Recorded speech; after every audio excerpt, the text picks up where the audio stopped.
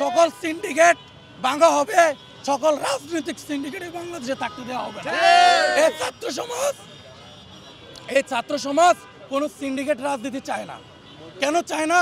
কারণ আপনারা দেখতে পাচ্ছেন সিন্ডিকেট রাজনীতি মানে হচ্ছে খুন খারাপি, এই হত্যা, এই মারামারি, এগুলো হচ্ছে একটা নতুন বাংলাদেশে এই রাজনীতি আমরা চাই না।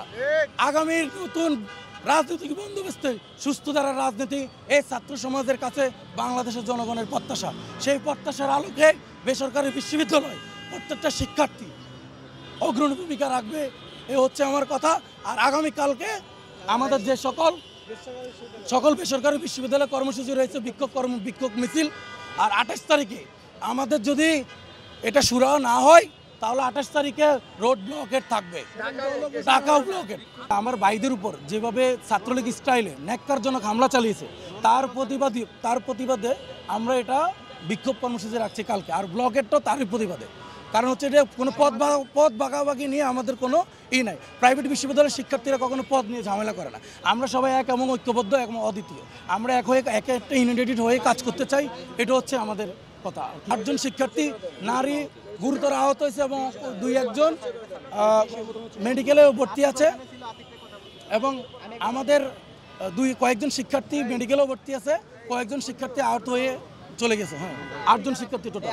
বেসরকারি বিশ্ববিদ্যালয়ে গণ অভ্যুত্থানে অনেক গুরুত্বপূর্ণ একটি ভূমিকা পালন করেছে। 17 তারিখে ঢাবির হলগুলো বন্ধ করে দেওয়ার পর 18 তারিখে যদি আমরা মাঠে না নামতাম, 18 তারিখে যদি বেসরকারি বিশ্ববিদ্যালয়ের শিক্ষার্থীরা মাঠে না নামতো, তাহলে এত সহজে আমরা এই গণ অভ্যুত্থান পেতাম না। আর এই আন্দোলনে সবথেকে বেশি শহীদ হয়েছে আমাদের বেসরকারি বিশ্ববিদ্যালয় থেকে। আমাদের বেসরকারি বিশ্ববিদ্যালয়ে শহীদ 33 জন। আমাদের ফ্যাসিস্ট সরকারকে সরানোর পরে আমরা নতুন রাজনৈতিক বন্দোবস্তর একটা ব্যবস্থা করেছি। তারই ধারাবাহিকতায় আপনারা নতুন রাজনৈতিক বন্দোবস্ত করবেন কার সাথে আলোচনা করে?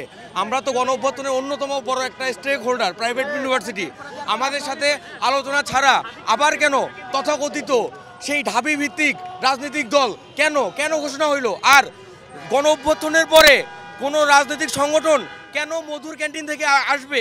এটা আসবে আমাদের শহীদ মিনার বা আমাদের রাজপথ থেকে। এটার মানে ঘোষণা কখনো মধুর ক্যান্টিন থেকে আসতে পারে না। আর আমাদের এই দাবি দেওয়া নিয়ে যখন আমরা তাদের সাথে বসতে গিয়েছি, কথা বলতে গিয়েছি, আমাদের শিক্ষার্থী ভাই বোনদের উপর তারা যে হামলা করেছে, ছাত্রলীগ স্টাইলে যে হামলা করেছে, এই হামলার আমরা ন্যাক্কারজনক হামলার আমরা প্রতিবাদ জানাই। এরই ধারাবাহিকতায় কালকে সারা বাংলাদেশের প্রতিটা সকল বেসরকারি বিশ্ববিদ্যালয়ে আন্দোলনে নামবে। ধন্যবাদ।